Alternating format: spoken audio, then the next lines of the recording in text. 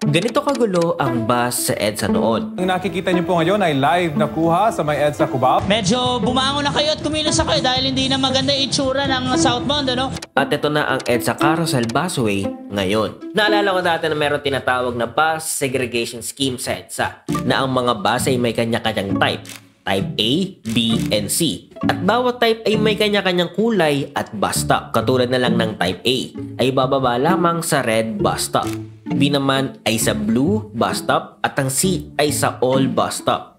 Hindi ko alam kung meron pa nito sa EDSA pero makikita mo pa rin siya sa Google Map. Punta ka lang sa ilalim ng MRT Cubao at makikita mo ang bus stop A. At makikita mo rin ang nagkukumpulan ng mga bus sa EDSA.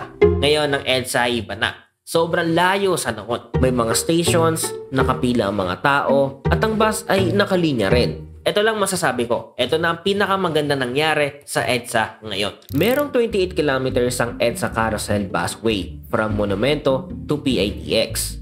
At meron itong 24 stations. Plano din itong dagdagan from 24 to 26 more stations sa mga susunod na taon. Binuksan na rin pala ang SM North EDSA Bus Concourse. Ginawa ito ng SM Prime Holdings Incorporation in partnership with DOTR at mga department ng gobyerno. Pero ang SM Prime Holdings ang nag-lead ng development nito. Kaya isa tong win-win situation sa SM at sa mga pasahero na gustong mamasyal sa kanila.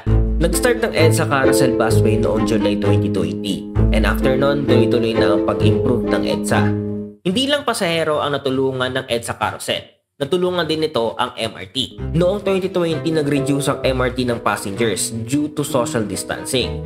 Ang sumalo ng load passenger ay EDSA Carousel.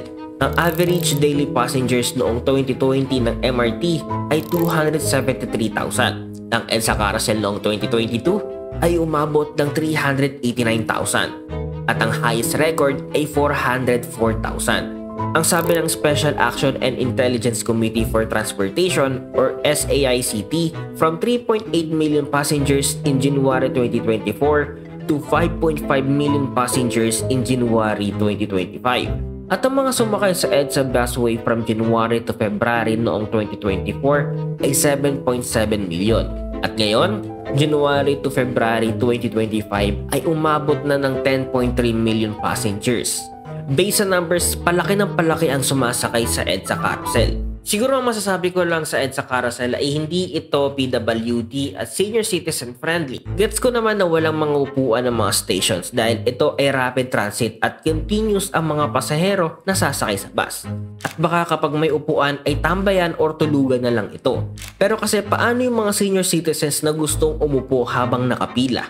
Paano yung mga PWD na naka-wheelchair? Paano sila bababa kung hagdan kadalasan yung mga bridge papunta sa stations? Or minsan may mga wheelchair truck naman pero sobrang tarik nito. Kulang pa sa station ng EDSA Carousel, katulad sa Cubao. Cubao ang isa sa mga madadaming commuter sa bansa.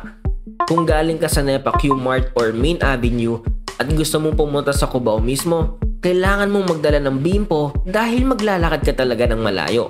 Pero hindi man perpekto ang EDSA Carousel Busway, isa ito sa mga hakbang patungo sa mas maayos at efficient public transport system sa bansa.